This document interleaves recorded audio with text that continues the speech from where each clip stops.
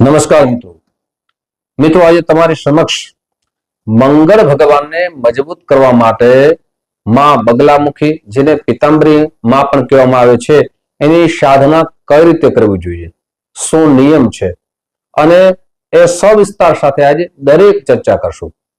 આગળના વિડીયોમાં તમારી સમક્ષ 10 મહાવિદ્યાની મેં ચર્ચા કરી હતી કે કયો ગ્રહ કઈ જગદંબાની ઉપાસના કરવાથી મજબૂત થાય છે। આજે આપણે ચર્ચા કરશું મંગળ ગ્રહની। મંગળ ભગવાનને મજબૂત કરવા માટે માં બગલામુખી માં પિતાંબરીની સાધના કઈ રીતે કરવી અને આ વિડીયો સંપૂર્ણ રીતે પૂરેપૂરો જરૂર સાંભળજો। જો આપને સાધના કરવી હોય તો આ વિડીયો સંપૂર્ણ રીતે સાંભળશો તો આપને દરેક વાતની ચર્ચા જાણવા મળશે। સૌથી પહેલા મંગળ ભગવાનને મજબૂત ક્યારે કરવો જોઈએ? મંગળ જ્યારે લગ્નનો સ્વામી હોય, જ્યારે પંચમેશનો સ્વામી હોય, જ્યારે ભાગ્યશનો સ્વામી હોય અને એ નીચ રાશિમાં હોય ત્યારે મંગળ ભગવાન છે આપણા જીવનમાં અશુભ ફળની પ્રાપ્તિ કરાવે છે। મંગળ ભગવાન જ્યારે 6થા સ્થાનમાં હોય, 8મા સ્થાનમાં હોય, 12મા સ્થાનમાં હોય ત્યારે અશુભ ફળની પ્રાપ્તિ કરાવે છે। મંગળ ભગવાન જ્યારે રાહુ સાથે હોય, શનિ સાથે હોય ત્યારે પણ અશુભ ફળની પ્રાપ્તિ કરાવે છે। મંગળ ભગવાન જ્યારે નીચ રાશિમાં હોય, એમની મહાદશા ચાલુ હોય, એની અંતરદશા ચાલુ હોય ત્યારે પણ મંગળ ભગવાન આપણા જીવનમાં અશુભ ફળની પ્રાપ્તિ કરાવે છે। એટલે મંગળ ભગવાનને મજબૂત કરવા માટે માં બગલા માતાજીની કઈ રીતે સાધના કરવી જોઈએ, સાથે માં પિતાંબરીની સાધના કરવાથી બીજા 3 ફાયદા થાય છે। સૌથી પહેલો ફાયદો એ થાય છે કે આપને કોઈ આપની ઉપર ખોટા કેસ કર્યા હોય અને કોર્ટ કચેરીના આપને વારે ઘડીએ જવું પડતું હોય તો તેના માટે પણ માં પિતાંબરી છે એ આપની માથે કૃપા કરે છે। આપ સત્યતાથી જીવન જીવતા હોય છતાં આપના શત્રુઓ આપની ઉપર ખૂબ હેરાન કરતા હોય ત્યારે પણ માં પિતાંબરી છે એ આપના જીવનમાં શત્રુઓથી આપની રક્ષા કરે છે। ત્રીજું, વાક સિદ્ધિ માટે, વાણીને સિદ્ધિ માટે પણ માં પિતાંબરીની સાધના કરવામાં આવે છે। હવે કઈ રીતે કરવી જોઈએ, એના શું નિયમ છે, આ સવિસ્તાર કહીશ। સૌથી પહેલા માં બગલામુખીની સાધના છે, ઘણી જગ્યાએ એવું સાંભળવામાં આવ્યું છે કે તાંત્રિક જે છે એ માનવામાં આવે છે। 10 મહાવિદ્યામાં 2 શબ્દો આપ્યા છે, એક તાંત્રોક્ત અને એક તાંત્રિક। એટલે માં બગલામુખીની સાધના સાત્વિક ભાવથી પણ કરી શકાય છે, પણ એમાં નિયમ રાખવા જેનાથી આપણા જીવનમાં શુભ ફળની પ્રાપ્તિ થાય। નિયમ આપણે એ પાલન ન કરીએ અને સાધના કરીએ તો ઘણી વખત જાણકારી ન હોય તો પણ આપણા જીવનમાં અશુભ ફળની પ્રાપ્તિ થાય, જે આપણું કલ્યાણ થવું જોઈએ એ કલ્યાણ થઈ શકતું નથી। હવે માં બગલામુખીની સાધનાના નિયમ શું છે? સૌથી પહેલા માં બગલામુખીની જે સાધના કરવામાં આવે, મંત્ર પણ તમારી સમક્ષ હું રાખીશ જેનો શ્લોક કહેવામાં આવે છે। એનો પહેલો નિયમ એ છે કે આ જે પણ આપ મંત્રથી ઉપાસના કરો તો પહેલો નિયમ એ છે કે બ્રહ્મચર્યનું પાલન કરવું જોઈએ। આપણાથી થઈ ન શકે તો ફરાળ એક ટાઈમ કરવો જોઈએ, સાત્વિક ભોજન લેવું જોઈએ। જો આપણાથી થઈ ન શકે અને ભોજનથી જ, આમ તો લખ્યું ફરાળ જ કરવો જોઈએ, પણ કદાચ તમારું શરીર એ કામ ન કરી શકે, ઉપાસના ન કરી શકે તો ભોજનનું લખ્યું ભોજન ન જ કરવું જોઈએ, સાથે નીચે સૂવું જોઈએ અને 5 સિદ્ધિ તો ખાસ કરીને એમાં મેળવવાની છે જ। એ 5 વસ્તુનો ખૂબ જ નિયમ સાથે પાલન કરીએ તો આ સિદ્ધિ આપણે પ્રાપ્ત થઈ શકે છે। પહેલો નિયમ એ છે એ મંત્ર સાધના છે। 5 સિદ્ધિની વાત કરીશ। પહેલી છે મંત્ર સાધના। આપે જે શ્લોકથી શરૂઆત કરી છે એ શ્લોક આપને એ જ લેવાનો છે, એ બીજા દિવસે અથવા 5મા દિવસે, 6થા દિવસે એનું પરિવર્તન કરવાનું નથી, એને કહેવાય મંત્ર સાધના। અથવા એમ પણ કે કોઈ પણ જે સંખ્યામાં આપ મંત્ર સાધના કરો, 5000 કરો એક દિવસમાં, તો જેટલો નિયમ છે તો પ્રતિ દિવસે 5000 જ કરવા જોઈએ, પછી એમાં ફેરફાર ન કરવો જોઈએ। ત્રીજો નિયમ છે સમય સિદ્ધિ, એટલે કે જે સમયે આપ સાધનાની શરૂઆત કરો એ જ સમયે પ્રતિ દિવસે જ્યાં સુધી સાધના સંપૂર્ણપણે પૂર્ણ ન થાય ત્યાં સુધી સમયમાં ફેરફાર ન કરવો જોઈએ. ચોથી, દિશા શુદ્ધિ. દિશાઓ પણ બતાવી છે. એક ઉત્તર દિશા બતાવી છે અને પછી પૂર્વ દિશા બતાવી છે.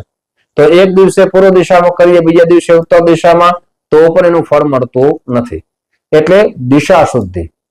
પાંચમી છે આસન શુદ્ધિ. આપણે જે આસન ઉપર બેઠા છે, જે જગ્યામાં બેઠા છે, એ જગ્યામાં જ બેસવું જોઈએ, એ જ આસનથી બેસવું જોઈએ. આ 5 સિદ્ધિ તો અવશ્ય પાલન કરવું જોઈએ. સાથે જ્યારે સાધના કરીએ ત્યારે ન ખાદ્ય વસ્તુ છે, આપણા શાસ્ત્રમાં નિષેધ લખ્યો છે, આવી વસ્તુથી દૂર રહેવું જોઈએ. સાથે વ્યસનથી દૂર રહેવું જોઈએ. દારૂ છે અથવા તમાકુ, બીડી, મસાલા, આવી વસ્તુથી પણ દૂર રહેવું જોઈએ. એ સાધના સિદ્ધિમાં લખવામાં આવ્યું છે. મેં જે 5 પુસ્તકો, જે એના લેખક છે, બહુ સારી રીતે એના ઉલ્લેખ આપણા શાસ્ત્રમાં દર્શાવવામાં આવ્યો છે. જેના 5 પુસ્તકો છે, જેનું અધ્યયન કર્યું હતું, એ 5 પુસ્તકોમાં એનો એક સેટ આવે છે અને બહુ સુંદર રીતે લખ્યું છે. તંત્ર સાધના છે, સિદ્ધિઓ સાધના છે, અલગ અલગ રીતે. જેને લખનાર છે નારાયણ દત્ત શ્રીમાળી, જેને વિસ્તારપૂર્વક દરેક મહાવિદ્યાની ઉપાસના લખવામાં આવી છે અને આપણા ધર્મ ગ્રંથોમાં પણ વિસ્તારપૂર્વક એનો ઉલ્લેખ બતાવવામાં આવ્યો છે. હવે મિત્રો, આ સિદ્ધિઓ આપણે મળે છે, આ મંત્ર પણ તમારી સમક્ષ રાખીશ. હવે કઈ રીતે કરવો જોઈએ? આમ તો માં બગલામુખીનો જે શ્લોક છે એ થોડોક લાંબો છે, પણ આપને સરળતા રહે એટલે સરળતાથી 2 શ્લોક તમારી સમક્ષ રાખીશ. અને માતાજીની કઈ રીતે બેસાડવા જોઈએ એ પણ આગળ કહીશ. પણ તે પહેલા એક નમ્ર પ્રાર્થના છે. મારા નવા મિત્રો આ વિડીયો જોઈ રહ્યા છો, મિત્રો આ વિડીયો તમને ગમે, જરૂર ને જરૂર લાઈક કરજો, શેર કરજો. સાથે આપના કુળદેવનું નામ કોમેન્ટ બોક્સમાં જરૂર લખજો. મિત્રો, ખાસ કરીને એક વિનંતી છે, ઘણા બધા મિત્રોના અમને કોલ આવે છે કે શાસ્ત્રીજી અમારે જન્મ કુંડલી બતાવી છે, તો આપનો સમય શું છે, પદ્ધતિ શું છે, એ અમને કહો. હું ઘણા વિડીયોમાં કહી ચૂક્યો છું કે જો આપણે જન્મ કુંડલી બતાવી હોય તો આપના માટે સમય કોલ કરવાનો, સંપર્ક કરવાનો સવારે 10 વાગ્યાથી લઈ બપોરના 1 વાગ્યા સુધી છે, સાંજે 5 વાગ્યાથી લઈ અને રાત્રે 9 વાગ્યા સુધી છે. આ સમયે કોલ કરી એપોઇન્ટમેન્ટ લઈ અને મુલાકાત કરી શકો છો. આપ મારી ઓફિસ જામનગર ગુજરાતમાં છે, ત્યાંથી ખૂબ દૂર રહેતા હો તો તેના માટે ઓનલાઈનની વ્યવસ્થા રાખી છે, જેમાં કેવલ જન્મ કુંડલી જોવામાં આવે છે. આપનું નામ, જન્મ તારીખ, જન્મ સમય, જન્મ સ્થળ, આ બધી વસ્તુ વોટ્સએપમાં આપ મોકલી આપશો, સુનિશ્ચિત દક્ષિણા મોકલી આપશો, એટલે આપને કુંડળી બનાવી અને એ કુંડળી પ્રમાણે આપને શાસ્ત્રોક્ત ઉપાય બતાવવામાં આવશે અને આપ કરી શકો એવા સરળ ઉપાય પણ આપને બતાવવામાં આવશે. મિત્રો, ખાસ કરીને કે ફોન છે સમય સાથે કરજો. હવે વાત કરીએ માં બગલામુખી, માં પિતાંબરીની સાધનાની શરૂઆત કઈ રીતે કરવી. સૌથી પહેલા આપણે સમય નિશ્ચિત કરી લીધો છે, તો આ પૂર્વ દિશા અથવા ઉત્તર દિશામાં બેસી એક બાજોટ લેવાનો છે. બાજોટની ઉપર પીળું કપડું રાખવાનું છે. સાથે બાજુમાં જમણી સાઈડ ભગવાન શિવને બેસાડવાના છે અને એ પીળા કપડાની ઉપર ચણાની દાળનું સ્થાપન કરવાનું છે. માં બગલામુખીની મૂર્તિ હોય અથવા ફોટો હોય તો એ રાખવાનો છે. સાથે જમણી સાઈડ આપણે એક ગાયના ઘીનો દીવો કરવાનો છે. એક દીવો છે આપણે તેલથી કરવાનો છે. આ બંને દીવા થઈ જાય અને ધૂપબત્તી પણ એટલે અગરબત્તી પણ આપણે કરવાની છે. હવે સૌથી પહેલા ભગવાન શ્રી ગણેશને યાદ કરવાના છે. ભગવાન શ્રી ગણેશનું ધ્યાન કરવાનું છે. ભગવાન ગણપતિ ભગવાનને પૂજા કરવાની છે કે હે ભગવાન, હું તમારી પૂજા કરું છું. પછી પંચોપચારે પૂજા કરી શકો, સોળોપચાર દ્વારા પૂજા કરી શકો અને પૂજા કરીને ભગવાનને કહેવાનું કે જે સાધના કરું છું એ સાધનામાં કોઈ પણ પ્રકારનું વિઘ્ન ના આવે, મારી સાધના સંપૂર્ણ રીતે પૂર્ણ થાય. એ ગણપતિ ભગવાનની પૂજા કર્યા પછી માં જગદંબા તમારા કુળદેવીની રજા લેવાની છે. કુળદેવતાને યાદ કરવાના છે કે હે માં, મને એવી શક્તિ પ્રદાન કરજો જેનાથી આ સાધના સંપૂર્ણ રીતે હું પૂર્ણ કરી શકું. આપના જે ગુરુ હોય, ખાસ કરીને મિત્રો, આ ઉપાય છે સારા ગુરુની સલાહ લઈને જ આગળ વધવાનું છે. આપણે ગુરુ શોધવાના છે જેમને આ ઉપાસના કરી હોય, એ ઉપાસનાના સારા સાધક હોય, એમની સલાહ લઈ અને આ સાધનાની શરૂઆત કરવાની છે. સાથે ભગવાન શિવનું ધ્યાન કરવાનું છે, ભગવાન શિવની પૂજા કરવાની છે, ભગવાન ભૈરવની પૂજા કરવાની છે.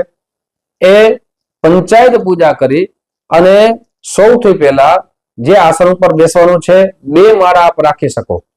એક હળદરની માળાથી આ ઉપાસનાની શરૂઆત કરી શકો છો. બીજી માળા છે એ ચંદનની માળાથી આ ઉપાસના કરી શકો છો. આપને સંપૂર્ણ રીતે સ્વસ્થ થઈ અને કેવલ ને કેવલ માં પીતાંબરી, માં બગલામુખીનું ધ્યાન કરવાનું છે. આપણી પાસે ફોટો હોય તો માં બગલામુખી સામે બેઠા છે, આવા ધ્યાનથી એની શરૂઆત કરવાની છે. સાથે આપણી પાસે મૂર્તિ હોય તો આપ પૂજા કરીને શરૂઆત કરી શકો છો. પંચોપચારે પૂજા થઈ શકે છે. 100 ઉપચાર દ્વારા માની પૂજા કરી અને પછી આ શરૂઆત કરવાની છે. હવે જ્યારે આપ શરૂઆત કરો ત્યારે આપને દિવસ નક્કી કરવાના છે. સામાન્ય હું તમને એક દ્રષ્ટાંત આપું છું કે આપ કેટલા દિવસનું અનુષ્ઠાન કરો છો, તો એમાં સૌથી પહેલા સંખ્યા લખી લેવાની છે. સંખ્યા કે 1.25 લાખનું અનુષ્ઠાન ફરજિયાત છે, એ કરવાનું હોય છે. તો 1.25 લાખનું અનુષ્ઠાન કરો તો 2 રીત છે. એક સામાન્ય, રોજ આપ 3000 જપ કરો તો 42 દિવસ આ જપ ચાલે. આ 42 દિવસ સુધી આ નિયમનું પાલન કરવું જોઈએ. અથવા તમે 6000 જપ કરો રોજના તો આપને 21 દિવસ સુધી આ અનુષ્ઠાન ચાલે.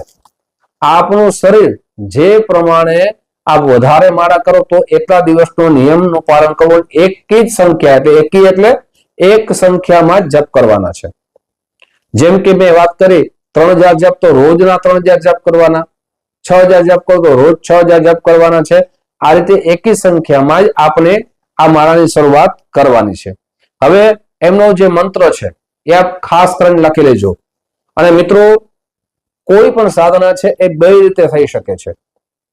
એક આપણા શાસ્ત્રમાં તાંત્રિક સાધના બતાવી છે, જેની સાધના ખૂબ જ અઘરી પણ છે અને હર હંમેશા એ સાધના ન કરવી જોઈએ. બીજી સાત્વિક સાધના છે કે આપને કોઈ હેરાન કરે છે, આપના જીવનમાં આપ આ સાધના ન કરાવી શકો ને આપ ખુદ કરો, આપ સ્વયં કરો, ત્યારે આ શુભ ફળ મળે એના માટે સાત્વિક સાધના પણ બતાવી છે. આ 10 મહાવિદ્યા છે જેનો ઉલ્લેખ આપણા દુર્ગા સપ્તશતી, જેને આપણે ચંડીપાઠ કહીએ છીએ, માર્કંડ પુરાણમાંથી જે દુર્ગા સપ્તશતીનો ઉલ્લેખ છે એમાં 10 મહાવિદ્યાનો ઉલ્લેખ ધર્મશાસ્ત્ર પ્રમાણે બતાવ્યો છે. જેમાંના 8મા દેવી છે એ માં પીતાંબરી, જેને બગલામુખ કહીએ છીએ, એ માતાજીની સાધના બતાવી છે. આ સાધનાને હવે એક જે શ્લોક બતાવ્યો છે એ શ્લોક ખૂબ મોટો છે, એટલે શ્લોક તમારી સમક્ષ રાખતો નથી, પણ 2 શ્લોક તમારી સમક્ષ હું રાખું છું. એમાંથી કોઈ પણ એક શ્લોક આપ લઈ શકો છો. અને ખાસ આપણે ફરીથી કહું છું, અનુષ્ઠાન સંપૂર્ણ થઈ જાય પછી વિદ્વત બ્રાહ્મણને બોલાવી અને એનું પંચાંગ કર્મ અવશ્ય કરાવવું જોઈએ. પંચાંગ કર્મમાં 1.25 લાખનું અનુષ્ઠાન કર્યું એટલે 12,500 નો હોમ થાય, પછી માર્જન થાય 10મા ભાગનો, તર્પણ થાય 10મા ભાગનું અને બ્રહ્મ ભોજન થાય. આ રીતે સંપૂર્ણ રીતે માં પીતાંબરીની સાધના કરશો, આપનો મંગળ પણ મજબૂત થશે અને માં પીતાંબરી માની ખૂબ કૃપા થશે. મિત્રો, આજે મારો પ્રયાસ એવો હતો કે આપ જે હેરાન છો, મંગળથી અશુભ ફળ મળે છે, એ મંગળ ભગવાન આપના જીવનમાં શુભ ફળની પ્રાપ્તિ કરાવે. આપ કોર્ટ કચેરીના શત્રુથી હેરાન હો તો આપ સરળતાથી સાધના કરી શકો, એટલા માટે તમારી સમક્ષ ઉપાય રાખ્યો છે. ફરીથી કહું છું, ગુરુમુખ થઈ અને સાધના કરજો. આપ સૌને મારા જય શ્રી કૃષ્ણ. મહા